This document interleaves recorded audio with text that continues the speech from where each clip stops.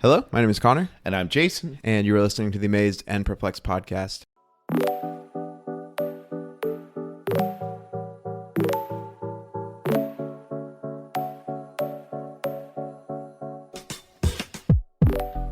Jason, I want to know what your relationship with bread is like.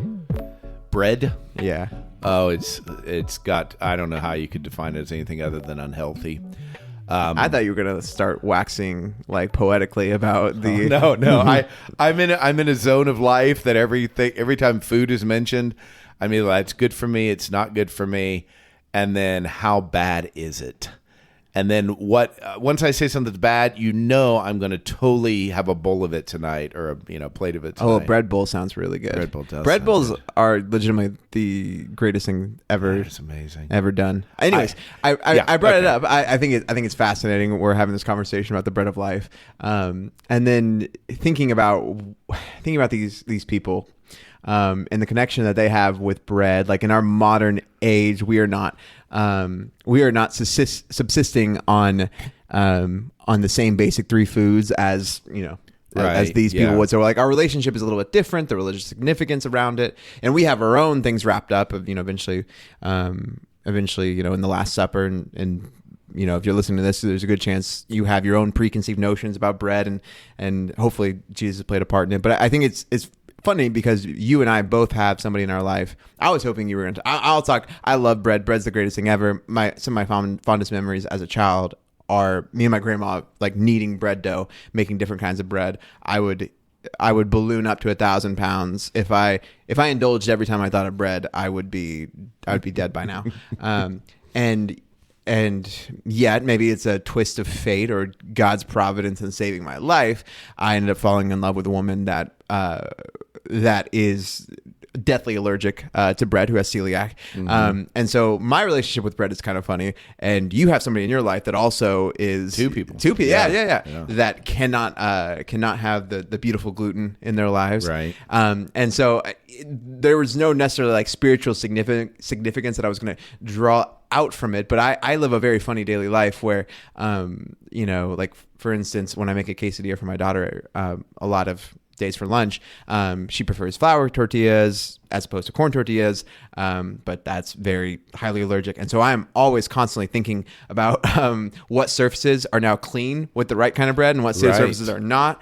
And so there's just a really funny dynamic in my life where bread means a lot of different things to me all the time. Yeah. 30-second soapbox. Here we go. Okay. If you are listening to this and you're like, gluten allergies, that's some like new age-y thing. Okay, it may be for some, but man, when your kid is like deathly sick all the time, all of a sudden you realize, oh, this is not a trend. This is serious business. And so when we cleaned out our house of all the gluten, I was in shock. And so for she moved out 3-4 years ago.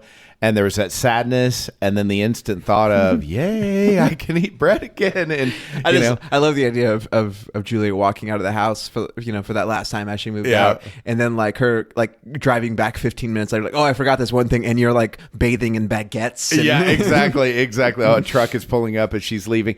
Well, it's even like I was down visiting Eli recently, and we're at a steakhouse, and they're like, "So you guys want bread?" Which was like, "Of course we do," but I have to check down with Eli. I'm like, can you handle me eating a piece of bread while you're not, and Heather doesn't even take it. She's the good parent in this situation, obviously. But there are many times where like I will be like, a better husband would have never even introduced his daughter to a flour tortilla, but right. Yeah. Hannah didn't marry that guy, so that's sucks to suck, I guess. She had her chance. So anyway, I want to be clear, and I have really good memories of bread. Especially in foreign countries where you'd smell it, being baked, and that's really cool. Did you know that about 100 yards to the west of us, there is a Nani's bakery? Have you ever done Nani's? They're not very good, but they smell amazing, and they have baking. Really? Oh, it's the best. They have baking days where Nani's is just like a bakery, and their factory is just it's just literally just right down the road. And they'll have baking days where like the whole square mile around us smells like baked goods. So that is torturous and beautiful. It's amazing. So anyways, I think there's some sort of Bible something we're talking about. So, what is this podcast about? So we are in John chapter 6, and this is a long interaction, but I just value it so much, and its conclusion is so startling that we will not get to for who knows how many episodes. But I just think it's really worth taking the time with. So in our last episode was the introduction to this conversation. Jesus had fed the 5,000, crossed the sea, and then a certain contingency of people caught back up to him, and they're like, hey, do more miracles. And so this is that conversation. We'll pick it up in verse 30 there in John 6. So they ask him, what sign then will you give that we may see it and believe you? What will you do? Our ancestors ate the manna in the wilderness, as it is written, he gave them bread from heaven to eat. Boy, I want to run a commentary there, but I'm going to keep reading. Jesus said to them, very truly I tell you, it is not Moses who has given you the bread from heaven, but it is my Father who gives you the true bread from heaven. For the bread of God is the bread that comes down from heaven and gives life to the world. Sir, they said, always give us this bread. I love that. Then Jesus declared, I am the bread of life. Whoever comes to me will never go hungry, and whoever believes in me will never be thirsty. But as I told you, you have seen me, and still you do not believe. All those the Father gives me will come to me, and whoever comes to me I will never drive away. For I have come down from heaven not to do my will, but to do the will of him who sent me. And this is the will of him who sent me, that I shall lose none of all those he has given me, but raise them up at the last day. For my Father's will is that everyone who looks to the Son and believes in him shall have eternal life, and I will raise them up at the last day. Now, I would love to read the rest of this, but for the purposes of time, we're going to stop there. And as is our custom, what amazes you about this interaction, Connor? Yeah, so I'm kind of extrapolating it out from something that the disciples ask.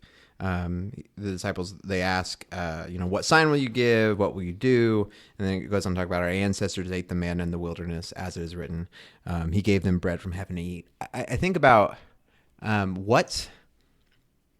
how they were perceiving, how is God going to save? How is God going to fulfill his promises? How is God going to provide? How is God going to do what he's promised he will do?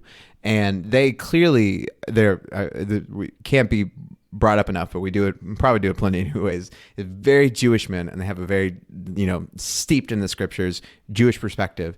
And it's so interesting for them to ask this question about what are you going to do? When is it going to feel exactly like how we thought it was going to be? When is it going to feel like Moses? When is it going to feel like this? When is it going to feel like that? And I'm so struck by and amazed because I think I do this all the time where I go to God and I go, God, when is it going to be like this? You moved in my life, you provided in my life in this way, right? And for me, I often feel like, okay, I will know that God is present in something when he did it the same way he did it before. And I think the amazing thing, there's so many amazing things about this, is that Jesus, maybe we don't feel it as much because we don't have the same history like they would have with the scriptures and with bread. But I think about for Jesus to say, hey, listen, your perception of the method of the way that God came through before is not God. And the way the disciples view the way that God came through for them before, it's easy for me to be like, oh, that's kind of silly or whatever. But that's often how I view God. I don't view God as a person or, as the Trinity of the Holy Spirit actually coming through or Jesus actually descending down upon human history. I tend to raise up the methods, the processes, the way things were done before, and hold them up as God's only sole movement, or I hold them up as idols. And I think one of the beautiful things about so much of what Jesus is doing here is I think he's looking at the disciples and saying, hey, don't you see the incredible thing that you are so thankful for now that God came through for your ancestors? You don't even truly realize how you don't even realize how even more truly present I was in that moment, let alone in this moment. That Yeah, I feel like I'm reading one of those choose your own adventure books. I don't know if that speaks to your generation, but it is that idea. I feel like, man, there's 3 definitive ways I could go, and all of them are fascinating to me. Option 2. Oh man, how did I number them? I said 3. I'm like a preacher though. I'm like, point 1, you're like, what's point 3? I'm like, I don't know yet, but I'll have one when I get there. But one of the dynamics, so first is that idea of even the subtlety of my relationship with bread and our culture's relationship with bread versus their culture, because I'm not suggesting they didn't have their favorite bakery. They probably did, but there was a part of it too that there is something that is much more about sustenance. When I go to a restaurant, I'm not like, oh, good, I'm getting a meal. I'm saying, no, I'm getting this meal. And I think for the majority of the people in this time, it's just they got a meal. And I've lived in places that's like that. Like, what are you eating today? They're like, what's it matter? You know, we're eating the same thing we ate yesterday and the day before, which to us is like punishment. Yeah, you know? That's helpful. And so there is something about that. But I think this group in particular, and I don't know this, but I'm just extrapolating. This is not the 5,000 people that got fed. It's a portion of them. And it's the more aggressive portion of them. It's the driven portion of them. It's the portion that's willing to walk all the way around, you know, or did they get boats and come over? They got boats and they came over. Yeah, but either way, this is the aggressive population.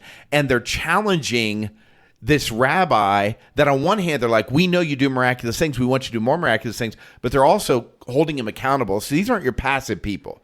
These are your driven people.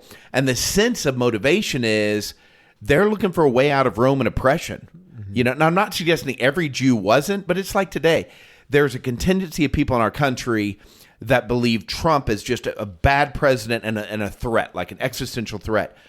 And so, but you have within that group, you have a group that's like really outspoken. You have another group that's like, well, what are you going to do? And that's always how it is in culture. Mm-hmm. So there are some people that were like literally zealots, maybe even trained for the revolution that was ideally going to come at any moment.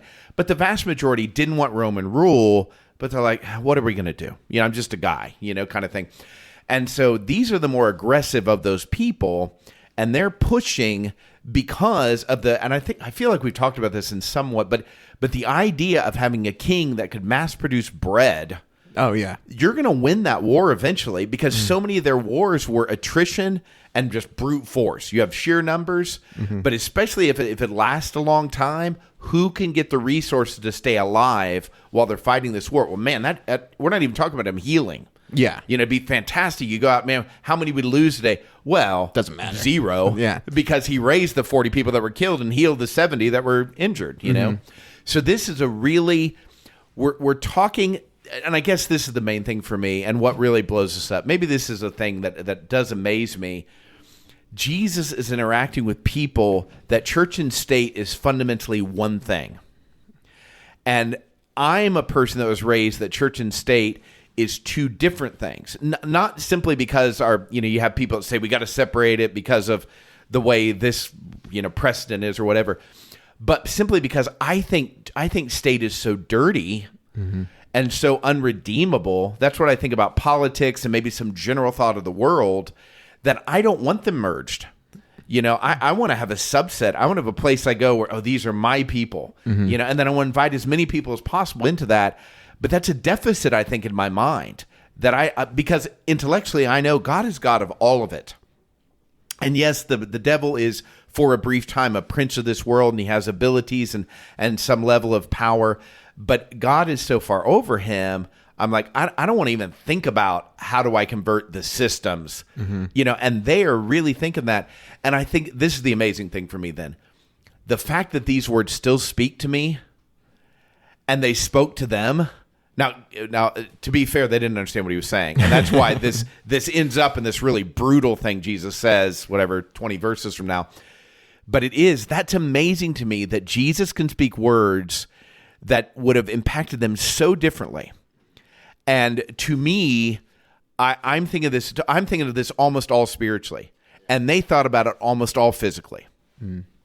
Well, yeah, and then the thing that I think Jesus would challenge us on is, I think the thing that Jesus would challenge them on and does, like, you're framing the way you're framing this conversation, like, it's just not how I see the world. There isn't the spiritual and the physical. There's not the Christian and then the political. Like, if you are going to be somebody who comes after me, then you are necessarily going to be impacted by my will, by my spirit, by following me in a way that directly affects all that you do, that invades the physical realm. And again, like, I think it's hard for me because, like, that's the language I want to use to describe it. Like, I want to use it as a spiritual inflicting itself or invading upon the physical realm. But that's not the way that I don't think that's the way Jesus saw the world. I think Jesus didn't have the same separation at all, both on our end today and on their end back then. I think you're exactly right. The one parallel that does jump out to me is that feeling. You had said this earlier, and I thought, man, that is so right, is that I will recognize God's work because it will look just like what happened for them, whoever they are. And a lot of times it does go back, well, if I saw a sea parted, or if I saw manna fall like heaven, or fall like heaven, fall like that. I'm mixing my metaphor. Fall from heaven. If I saw man on the ground, then I would know God's working. But I think it's really comforting to me to notice these people aren't evil. They may make bad choices, but these guys that are asking want God. They just want him in a way that serves how they want him to serve, i.e. lack of oppression. But I do the same thing in the sense I want God because I want him to make me feel more peace and more joy and move into my potential. And, why? Well, because that's what our world, because most of the people I interact with aren't starving.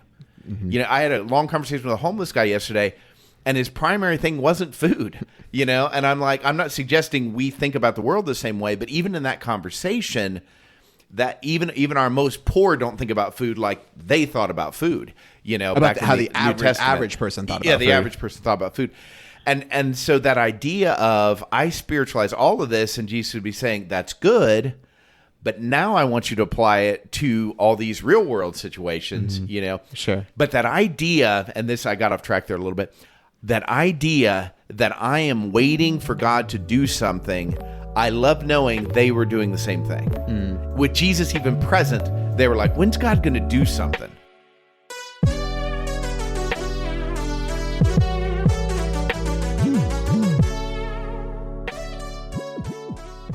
Yeah. Well, and I think that's helpful because, like, and again, like, the Jewish mind at that time, and I think even today, would be so drawn to the grand narrative of, like, what God is doing. And, like, for them, they are so ready for the Messiah to come because they look at the grand arc of history of Moses leading them out, and then eventually basically the continual rejection of the God of Israel, then, the reconciliation, then the exile, then they're thinking about the very real impacts for them in that moment about what it meant to be under Roman oppression, but they were also thinking about, like, man, we are a people that God has promised something, and there's a grand arc here, and it has to look this way. And when you think about, like, okay, well, then what is it going to look like? Well, it's probably going to look like the stories that we lean on the most. We lean so much on Moses. We lean so much on David. Like, it's gonna look exactly like it would before. And I turn that to, like, today for, like, me. And, like, this is something I'm always thinking about, especially in, like, our modern, like, political realm, where it's like, I'm one of those people that am like the American empire could fall now. Here's the thing. As a follower of Jesus, like, like, that's not the only reason that I would be concerned by that is the potential harm that could cause other people. But I am constantly worrying or thinking about these. I'm trying to hold out what my role as a follower of Jesus is, as somebody who is given power and responsibility and the ability to love with the fruits of the Spirit. And I'm constantly thinking, I was like, okay, well, is it going to look like, is my role going to be like John in his attacking of the Roman Empire? And do I have to subtly critique like this, or do I have to? Is it going to be like this sort of circumstance? Is there going? You can find even in situations where, like, the Spanish, there was the Spanish Inquisition, which was, like, I would consider very far away from Jesus, but there were people in those movements who were like, no, you're like that. This is not right. This is not of Jesus. You're going too far.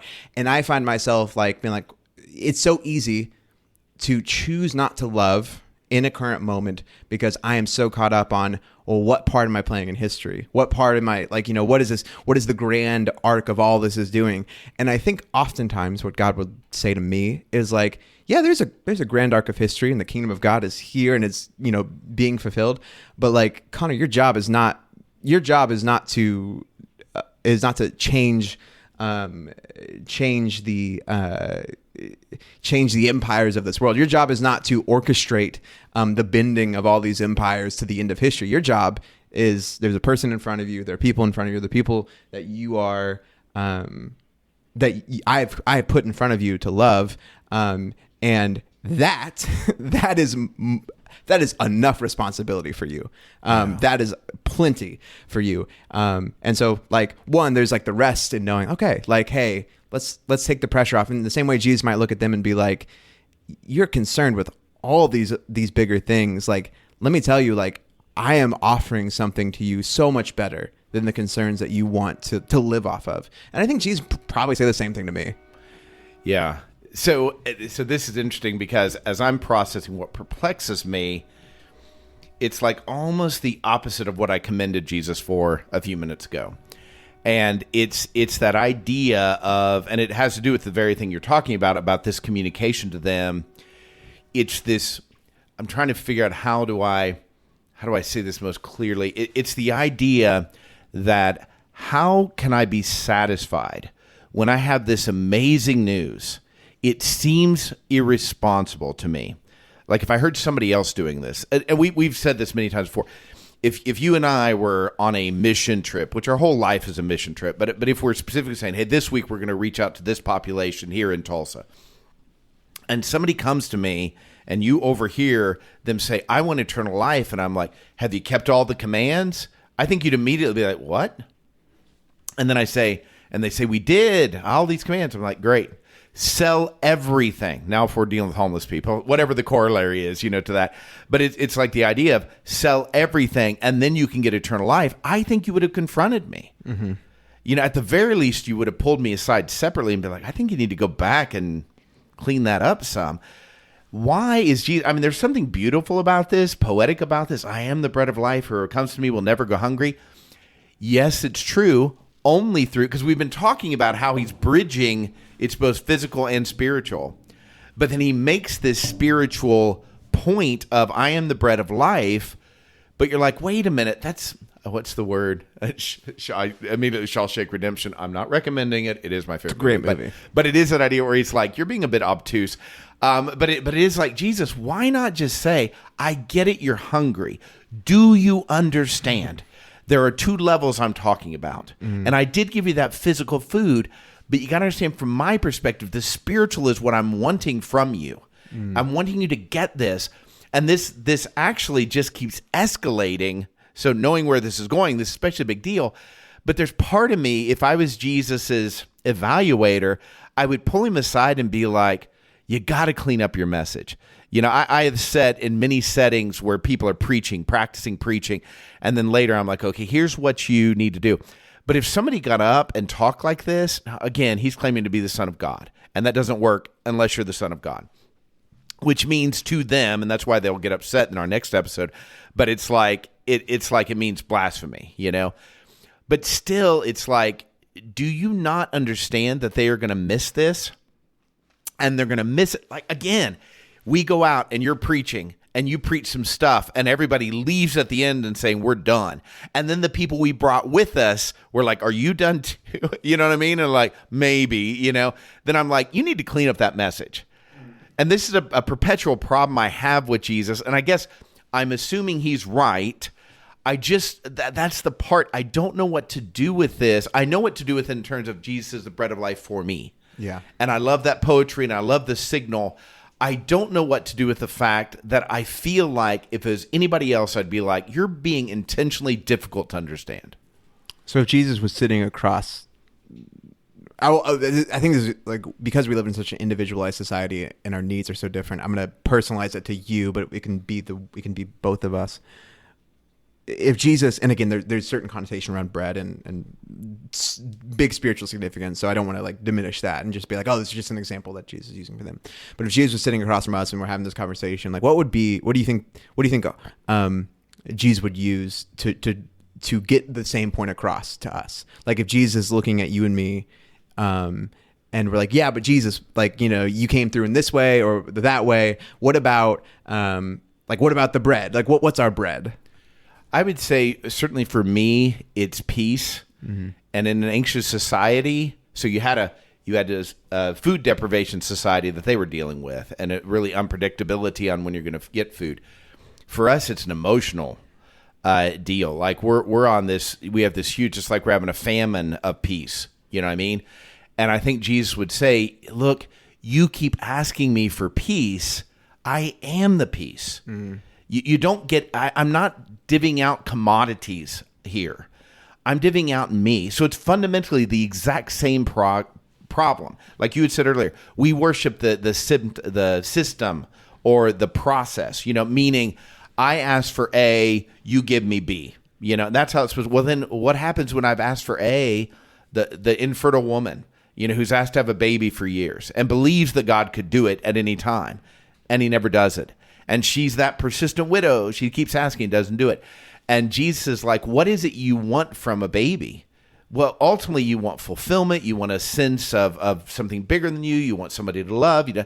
And I'm telling you, ultimately, I'm the one that gives you that, whether you have children or not. Now, I ain't saying that to anybody that wants to have a child, because I get that pain.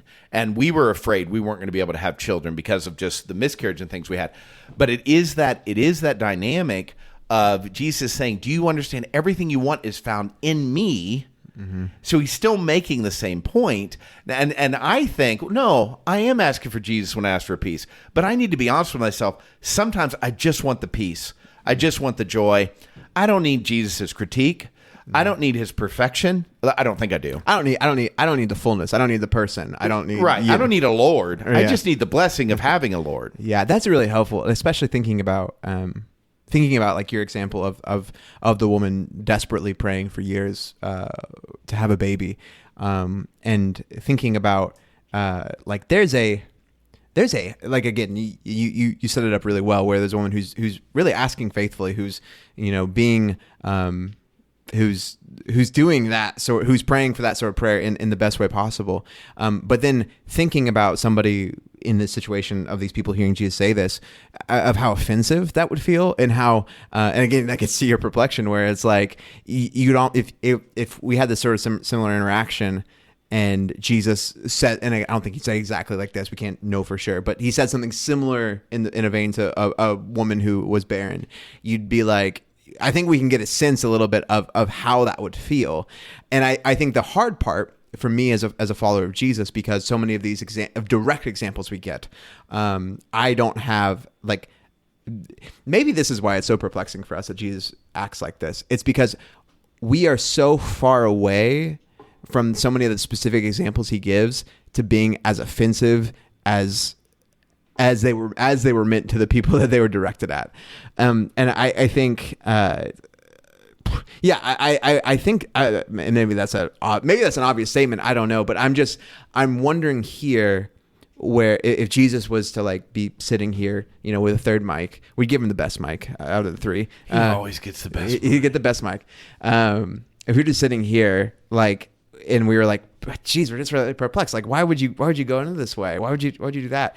And he'd be like, why, what have I said that would make you think that, like, being offensive, and again, not like being offensive, like a, I'm trying to think of a nice way to say this, like a big jerk. We know some of those religious jerks, but right. Being offensive in a way that's challenging, that's probing, that's honest, but still hopeful in so many ways. Like I totally echo your perplexion. And yet I'm like, this is just classic Jesus. And I wonder if he'd be like, yeah, guys, like, yeah, you're not hungry, so it doesn't hit you the same way, but that shouldn't perplex you. Not that Jesus would be like, don't be perplexed by it, but he'd be like, come on, guys. Yeah, I think so. And I want to make sure, like, if you don't know me, like a listener, if you don't know me, I think Jesus is doing it right. Mm-hmm. And my perplexion is I don't quite know how to apply this, simply because, and this is the thing. You talked about being I don't know how you said it, but we know those ministers out there, those pastors out there that are rude, and we've seen them on TV or big this old kind of jerks. thing, and or they're self-seeking, this kind of thing. I think I have taken the message. I'll just say this: it is hard to be a minister today and not be focused on the love is patient, love is kind part of things. This almost like, again, if I saw somebody else doing this, I'd be like, that's not very kind, when they're not getting what you're saying, and you could break it down. And instead of saying, whoa, guys, here's what I'm talking about that you're not catching, he actually escalates it later. I'm like, man, if I were doing that, I would feel cruel. I would feel unloving. I would feel these kind of ways. And I want to be super clear. I think Jesus is doing it right. I can't figure out, as a man of God in this generation, and that regardless of what your job is, and this goes to what you were saying, is how do I live in this, my daily life? It's like, now he is on a very specific mission. I want to honor the differences, that I'm not on that exact mission. In other words, I'm not offering my body at the end of this, for the sins of the world. But at the same time, you're like, man, there's so many easier, more palatable ways to do this, and you tend to pick the hardest way many times. And I, like, as a man of God, do I need to be more offensive? And that part makes me uncomfortable, because I'm like, oh no, Christians in the past generation were offensive. The worst, yeah. And everybody, now it's the stereotype, the church stereotype, and I don't want to be part of that. But do I spend way too much time thinking about, I got to make this palatable, or else, I'll lose my job? Or honestly, even worse to me in a way is I'll offend a whole nother generation who will say, well, I can't be with God because the pastors, the preachers are so cruel. Yeah, and I think anybody who's listened to any number of episodes would know, I think even without us trying to write it all down, what the difference is between the sort of offensive, and there's a being offensive to make yourself feel better, and then there's this, I think, this willingness to prod and to poke on people's and you're idols. telling the truth. And when people don't want that truth, it's going to be offensive. Well, yes, and the difference between somebody who, because I've heard the preachers like, I'm just telling the truth, and people get upset. They're telling the truth because you want other people to conform to your view of how they should be, versus telling somebody the truth because, man, you want them to feel and understand the love of God, as opposed to they're not acting in the way that I want them to act, which I think oftentimes, and this gets into the battle of why this is such a, I think it's better to decide on, certainly better to decide on where you come with this, is this is a incredibly, I think, delicate's not the right word, risky is the right word. Like, if you are going, like, and this is why I think it's better to just be, safe and sorry. If you feel like you're going in a situation, you're like, man, I've got something to say to this person that's going to speak directly against a way they're thinking about God, or a way they're living, that is really damaging to them and the people around them. Like, I think I trust Jesus to wield this tool in the way that it should be wielded, whatever. I don't yet trust myself, because I know that I'm so easily given to that controlling nature. I'm so given to the selfish aspect of this. And so I think what this gets to is like, man, how do I get to the point where I'm so relying on the bread of life and so in concert with his will that the fruits of the Spirit are so manifested in myself, to where not only do I trust that God is going to give me wisdom in this sort of situation, but that God has shaped me and molded me in a way to speak with this sort of authority, or to speak with this sort of clarity. Yeah, I see that, and that does really encapsulate the challenge. And part of it is, in my 20s, are you still in your 20s? Are you 30? Barely in your 20s. In my 20s, I thought to myself, well, when I'm 54, I'll know how to do it. And now I'm 54, and I'm not upset I'm 54, but I'm like, I think it's better, but still, it's confounding. I'm like, how do I deliver truth? I've delivered truth harshly a time or two, and then people do not hear what I have to say. And then I second guess, did I drive them away from God? Mm-hmm. But then other times I'm like, if you don't say the truth, they'll never hear it. And then I'm like, there's premarital counseling I've done in the deep, deep past. I'm like, should I have been stronger and said, look, you're going to have a lot of trouble here, and been really blunt? Because the truth is, I didn't know for sure they were going to have a lot of trouble, but then they had a lot of trouble. And then I'm like, oh man, And so it is that dilemma. There's that dilemma, and there is a risk. And there's a certain risk. And I think this is all I think this all kind of falls on the pendulum talk that we tend to go, because there are plenty of times where Jesus will run to something where you're like, man, this is the moment where Jesus is going to lay the smack down, is going to say, boom, boom, this is the truth. This is how you got to do it. And then he goes, true.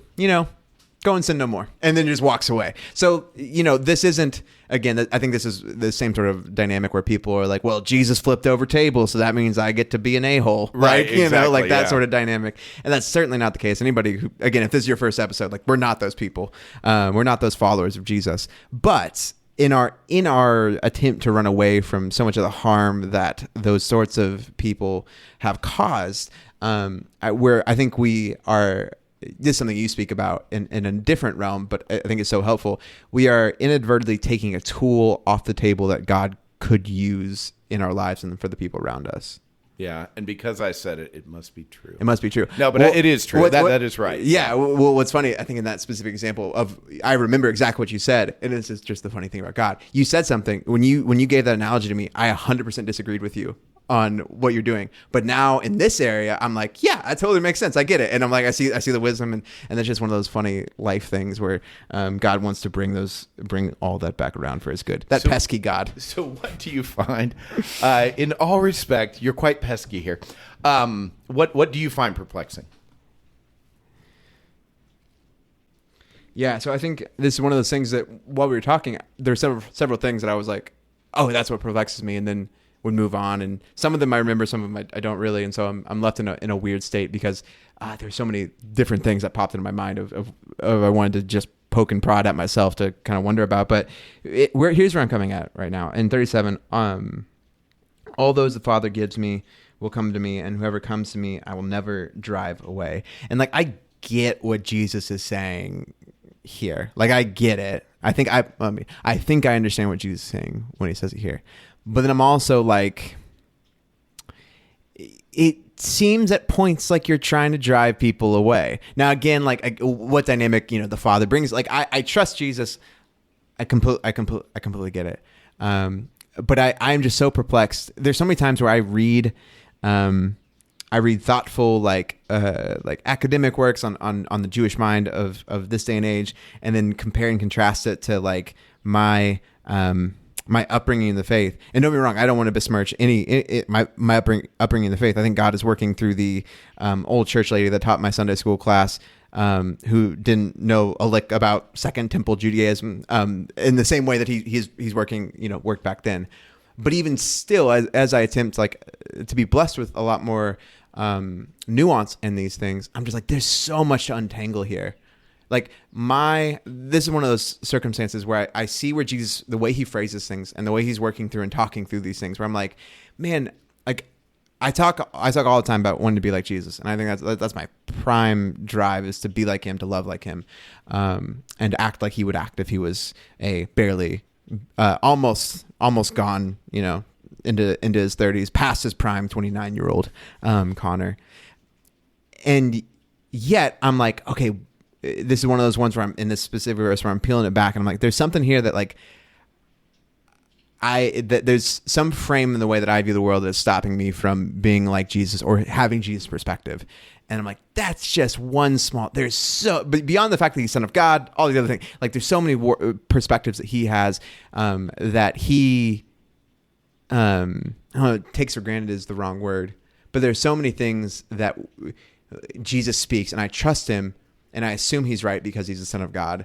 And yet, the assumption that Jesus is making about the world, or the thing that He is saying about the world, requires an assumption that I do not have about the world. Does that make sense? Yeah. And for me, it was one of those moments where I'm just like, I trust Him, but like, oh my goodness, I know I'm not close to being the perfect image of who Jesus would want me to be, and yet there's one of those things where I'm confronted by like, oh, there's even, I knew there was a lot, but there's even more separating. Yeah, absolutely. You know, I've been part of a group that we've been covering Proverbs 3:5-6. Trust in the Lord with all your heart, lean not on your understanding. And in that, it's like, wait a minute, all I have is my understanding. Like, how would I solve a single problem? You know, and he's not saying don't have understanding. He's saying don't depend on your understanding, which means, since we assume Jesus obeyed this command, that every single thing he's thinking about, he's like, God, what's your understanding of this? What's your understanding of this? And the thing is, I only access that a tiny bit in my life. Most of the time when I'm given a problem, I'm like, Jason, what's your understanding? It's only when I hit spots where I'm like, I don't know, that I'll think about, oh, God, what's your understanding? Like, I need answers. That's what you're asking. You're saying, I want your understanding. And he's saying, man, that's good that you ask God. He's not saying that's bad. He's simply saying, imagine a life where everything. Connor just asked me a question I've answered a bazillion times. God, what's your understanding of this? Because this is the point Jesus is making. You're thinking of this specific application, and I'm talking about the nonstop provision. God doesn't want you to learn a million things so you can be able to answer questions right. God wants you to learn how to trust him in everything. Yeah. Not to become really smart in the God stuff, but rather to become really good at depending on him. And that's what Jesus did. And so a lot of times I'll look at this like, man, he knew a lot of stuff. He really would say, it's not that I know a lot of stuff. It's just I, unlike you, Jason, always stop and say, God, what is it you want me to say here? What did you want me to do here? And I've developed an ear that I can hear him in a way that I think is accessible to me because of the Holy Spirit promises we have, but I just don't practice it. I lean on my own understanding all the time, and Jesus didn't. Yeah, that's good. The invitation that Jesus is giving these people, and it still is giving us, is you think that provision from God is an experience, is knowledge, is a process, and I'm telling you, provision of God is a person, and that person is offering himself freely to you, to change you, to mold you, to make you in the way that you were always supposed to be, and give you life to the full. Grace, peace, and love.